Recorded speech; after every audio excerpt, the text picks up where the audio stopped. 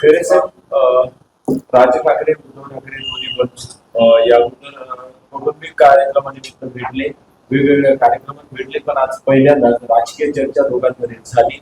उद्धव ठाकरे स्वतःहून राजकीय जर विचार केला तर एवढं सिरियसनेस घेऊन मातोश्रीवर पोहोचले आणि तब्बल अडीच तास चर्चा झाली. कसं बघ?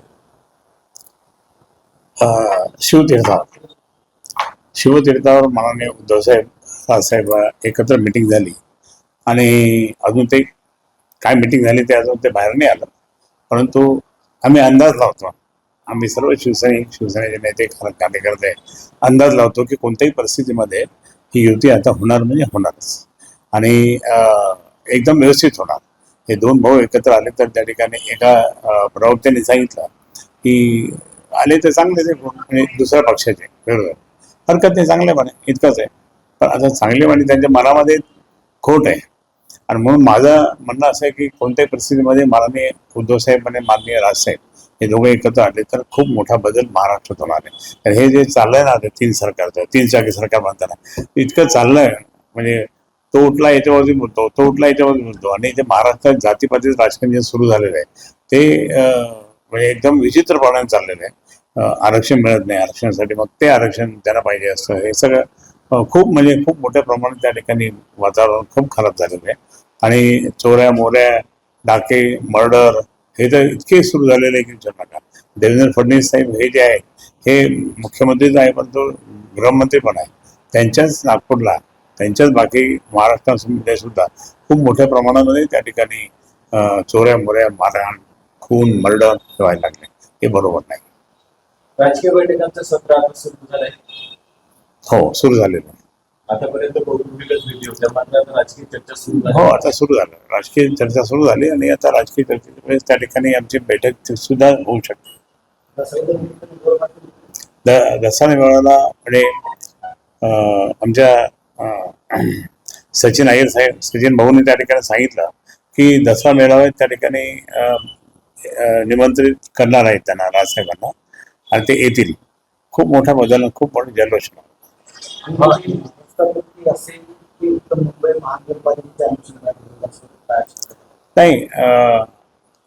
महाराष्ट्र बोलता येते, मुंबई महापालिका त्याच्यामध्ये आलेलीच आहे.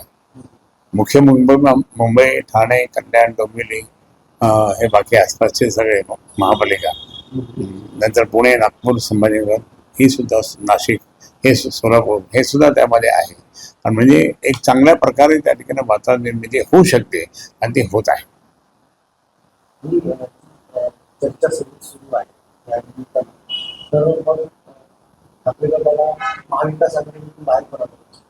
नाही आता तो त्यांचा प्रश्न आहे. काल काहीतरी चर्चा चालली होती त्यावेळेस म्हणे की ठीक आहे आपण पाहू ना पुढे चर्चा करू, आम्ही वरिष्ठांनी चर्चा करतो असं काँग्रेसच्या लोकांनी सांगितलं. ठीक आहे ते जे काही असेल पण हे दोन भाऊ एकत्र आले म्हणजे जबरदस्त मुवमेंट आहे. पण महाविकास आघाडीची गरज राहणार नाही दोघं एकत्र आल्यावर. नाही दोघं एकत्र महाविकास आघाडी गरज राहील की नाही राहील तो दुसरा पुढचा प्रश्न आहे. परंतु हे दोन भाऊ एकत्र आलं महाविकास आघाडी फायदाच होईल ना, फायदाच होईल तो. पण राज ठाकरे काँग्रेस स्वीकारतील का, काँग्रेस राज ठाकरे यांना स्वीकारतील का, असे अनेक प्रश्न म्हणून तसे प्रश्न उपस्थित होत आहेत की मग उद्धव ठाकरे यांना स्वीकारतील का नाही स्वीकारता आम्ही आमचं एकत्रपणा दोन्ही एकत्र येतील हे तर ठरलेलंच आहे. बरं दोघं एकत्र आल्याच्या नंतर स्थानिक पातळीवरले कार्यकर्ते जे आहेत मनसैनिक शिवसैनिक ते जुळून घेतील का काय? सुरू झालं जुळून घेणं. आमच्या तिकडे तर स्वतः माझं स्वागतच त्या ठिकाणी यांनी केलं होतं.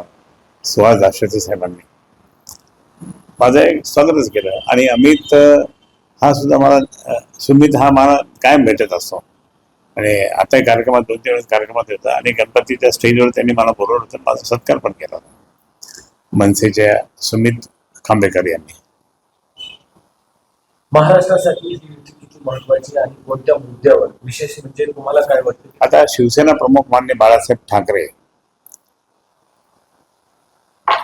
यांची जी कल्पना होती ती कल्पना या दोन्ही भावांची म्हणजे त्याला खूप वातावरण चांगलं. सत्ता परिवर्तन होईल का? काही होऊ शकतं, राजकारणामध्ये काही पण होऊ शकतं. काल उपराष्ट्रपती निवडणूक झाली, त्या निवडणुकीमध्ये अनेक क्रॉस होते, झाली अशी शक्यता आहे. सिद्धांत खासदार त्यावर परिस्थिती काय कसं पाहतो?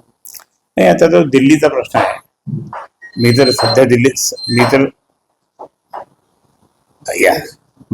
दिल्लीत नाही आहे, परंतु दिल्लीच्या राजकारणाशी माझा संबंध आहे अजून. आणि म्हणून मी या ठिकाणी सांगतो की काही म्हणजे महाराष्ट्राने गडबड नाही, महाराष्ट्राच्या खासदारांनी गडबड नसेल केली, पण बाकी दुसऱ्यांनी खासदारांनी केली असावी असं वाटतं. परंतु काहीतरी झालं तरी हे मतं फुटलेत, हे महाविकास आघाडीला थोडा धक्का आहे. काय सांगतो आगामी काळात आम्ही जर कुठे करू शकतो महाविकास आघाडीचे काही खासदार पुढच्या काळात महायुतीसोबत नाही, कोणी तेच त्यांचे भांडणं सुरू झाले. महायुतीमध्ये खूप प्रचंड भांडणं आहे. लोक पाहतात, विचार करून करतात की इकडे गेलं तर काय होईल, इकडे गेलं तर काय होईल, गणित पाहतात ते. म्हणून तो दृष्टिकोन आहेच. नाही, परिणाम म्हणजे काय, शोधावं लागेल कोण आहे तर. म्हणजे इतक्या सगळ्यांनी मिळून एकत्र काय आणलं तर ते कोण फुटले ते पाहावं लागेल.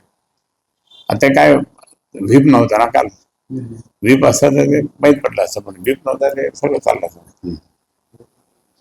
महाविकास नाही, महायुतीचे झाले असेल, महाविकास आघाडीचे नाही.